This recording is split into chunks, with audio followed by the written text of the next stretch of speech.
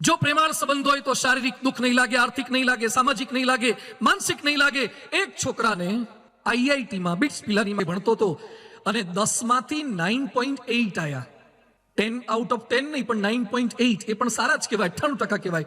98% આવ્યા છતાં એ છોકરાએ આત્મહત્યા કરી અને એક ચિઠ્ઠી લખીને ગયો, I am committing suicide because my father will give me long lecture. મારા પપ્પા 2 પોઈન્ટ ઓછા આવ્યા છે એટલે મને લાંબુ લેક્ચર આપશે ને એ મારાથી સહન નહીં થાય.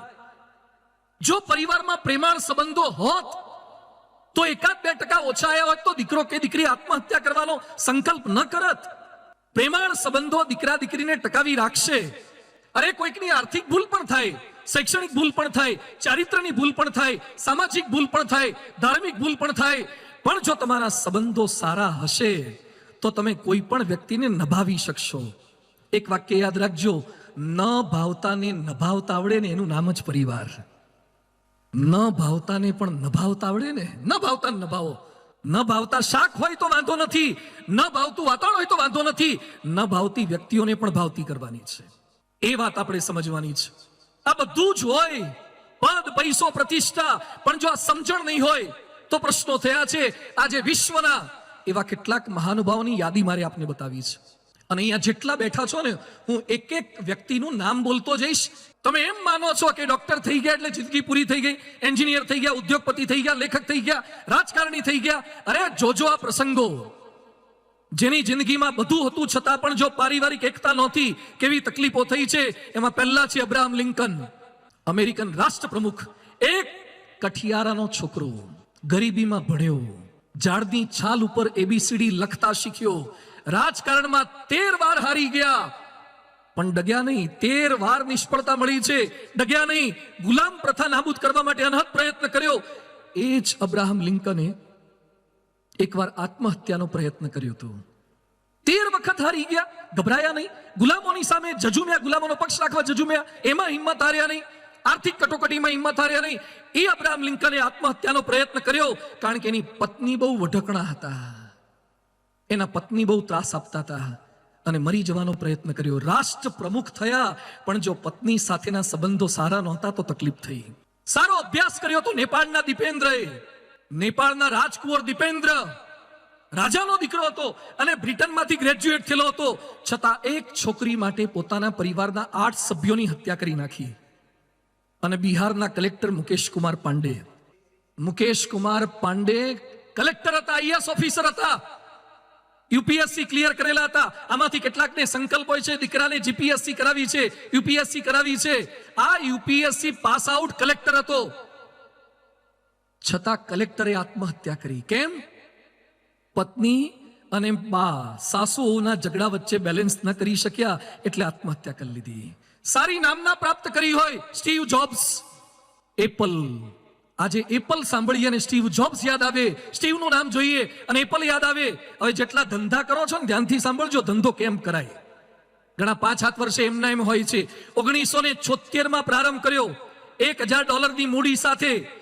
23મા વર્ષે $10 લાખ કમાતા થયા અને 24મા વર્ષે $1 અબજ કમાતા થયા.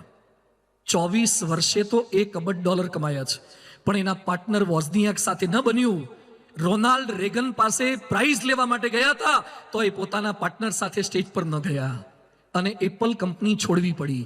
જો તમારા મિલે સુર મેરા તુમારા નહીં હોય, હ્યુમન રિલેશન સારા નહીં હોય તો લોકોની વચ્ચે તમે મિક્સઅપ નહીં થઈ શકો. અનેક શોધ સંશોધન કર્યા. સ્ટીફન હોકિંગ સંપૂર્ણ ડિસેબલ. પૃથ્વી પર આપણામાં ખોળખાપણ નાની મોટી હોય ને, આ વૈજ્ઞાનિકને મગજ સિવાય લગભગ કશું હલતું નહોતું. એક આંગળી સહેજ હલતી હતી. આવી પરિસ્થિતિમાં ઓક્સફર્ડમાં, કેમ્બ્રિજમાં, હાર્વર્ડમાં લેક્ચર આપતો હતો વૈજ્ઞાનિક, પીએચડી થયેલો. 2014માં એના પર ફિલ્મ બની છે, થિયરી ઓફ એવરીથિંગ. છતાં એના 2 લગ્ન નિષ્ફળ ગયા. 2 લગ્ન નિષ્ફળ ગયા અને એ મર્યા ને એ પહેલાનું એક સ્ટેટમેન્ટ આવ્યું. હું ધ્યાનથી બોલું છું, બધા ધ્યાનથી સાંભળજો. બ્રહ્માંડના રહસ્ય સમજવાને સમજાવવા સરળ છે પણ ઘરમાં રહેલી પત્નીને સમજવી અતિ અઘરી છે. આ તો હું તો સ્ટીફન હોકિંગનું એક વાક્ય બોલ્યો છું. આ સ્ટીફનની એકલાની નહીં, ગામ આખાની અનુભૂતિ છે. સમજવા અતિશય અઘરા છે. અનેક શોધ સંશોધન થાય છતાં પણ અઘરું આ છે. વિપુલ સમૃદ્ધિ જીને રીને હાટ પાઈ હતી એને તકલીફ. વિન્સેન્ટ વાન ગોગ ચિત્રકાર સનફ્લાવરનું એક ચિત્ર દોર્યું હતું એણે, 45 કરોડમાં વેચાયું. એક ચિત્ર 45 કરોડનું સનફ્લાવર, ખાલી સૂર્યમુખીનું ફૂલ દોર્યું, 45 કરોડમાં ગયું. તમે સૂર્યમુખીનું ફૂલ દોરો કેટલામાં જાય? નીચે લખવું પડે આ સૂરજમુખીનું ફૂલ છે, કારણ ધતુરા જેવું લાગતું હોય. સૂરજમુખી દોર્યા પછી 45 કરોડમાં જાય. એમ કે છે કે ચિત્રકાર થવા કરતા એક સારો પતિ થયો હોત તો વધારે આનંદ આવત. અને આખી દુનિયામાં જે અત્યારે મોટું નામ છે બિઝનેસમેનનું, છોકરાઓ નામ યાદ છે? Elon Musk, SpaceX. એટલો પૈસાદાર માણસ છે, એટલો સાહસિક માણસ છે. જાત જાતનું સ્પેસએક્સ, ઇલેક્ટ્રિક ગાડીઓ, ઉડતી ગાડીઓ, આટલો પૈસાદાર માણસ છે. પણ છતાં એલન મસ્કની સંપત્તિ કેટલી છે? $269 અબજ. કેટલી? $269 અબજ. આટલો પૈસો છે, પણ છતાં એલન મસ્કને 3 વાર છૂટાછેડા થયા છે. એના કરતા તમે હારા નહીં? બોલો, તમે સફળ કહેવાય કે સફળ કહેવાય? તમે સફળ છો. જેફ બેઝોસ, $170 અબજ સંપત્તિ છે, એમેઝોનનો માલિક છે, એને એકવાર છૂટાછેડા થયા છે. Napoleon, I have the any comfort of this world, but I have not seen 6 happy days in my life. 6 સુખના દિવસો જોયા નથી, કારણ કે પત્ની બહુ શંકાશીલ હતી. એલ્ટન જ્હોન, બ્રિટનનો પોપ સિંગર છે. આ એક રાતના 8 કરોડ રૂપિયા ફી લે છે. હિથ્રો એરપોર્ટ પાસે બંગલો છે. 20 મહિનામાં 1.5 વર્ષમાં 280 કરોડનું શોપિંગ કર્યું.